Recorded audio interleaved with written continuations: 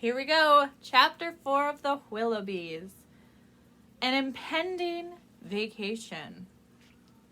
Dear ones, Mrs. Willoughby said at dinner as she sliced an overcooked leg of lamb with a small handsaw.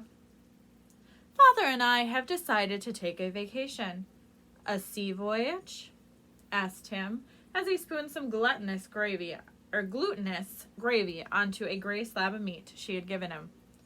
Why, yes, his mother replied. As a matter of fact, we are taking a long sea voyage with many interesting stops along the way. This very colorful brochure appeared through our mail slot from, let's see, what was the name again? She picked up the glossy paper and looked at it. The Reprehensible Travel Agency, Tim suggested.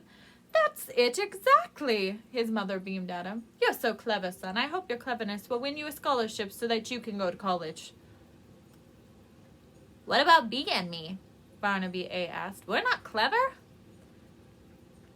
And Jane, she's a complete dodo, Barnaby B added. Does that mean we won't be able to go to college?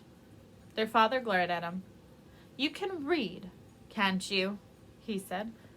Yes, of course we can read, the twins replied. Even I can read, Jane said, and I'm a complete dodo. Well, then you should feel very fortunate. There are many less fortunate people in the world. I have heard of people in underdeveloped countries who do not know how to read. Here, he said, and he took the brochure from his wife, handed it to Barnaby B. This is a test. Read this, or you'll have no dessert.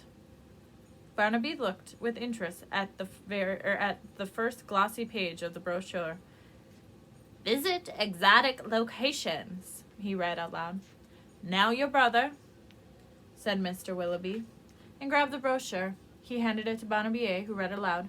Erupting volcanoes, ferocious wild animals, floods, famine, and finally, the girl. Mr. Willoughby grabbed the brochure and handed it to Jane. She sounded out the words very carefully. Earthquakes, civil strife, war zones. Good. You can all read. Dessert for everyone, and no college. You don't need college. Mr. Willoughby put his fork down. Dearest, he looked inquiringly at his wife, shall we tell them about our plans? Oh, please do. We've decided, as the result of this glossy brochure from the Reprehensible Travel Agency, to take a vacation, Mr. Willoughby announced. Yes, you said that already, Jane pointed out. Don't interrupt. Sorry, Jane said, looking at her lap. Therefore, he continued, since it's against the law for us to leave you alone. It is? Asked Barnaby A with interest. We don't mind staying alone. We prefer it, actually, Tim said. Mr. Willoughby glared at the children. May I continue? He asked pointedly. The children nodded politely. Sorry, they all murmured, and Tim, feeling thwarted, kicked the cat under the table. Therefore, his father continued, we have decided to hire a nanny.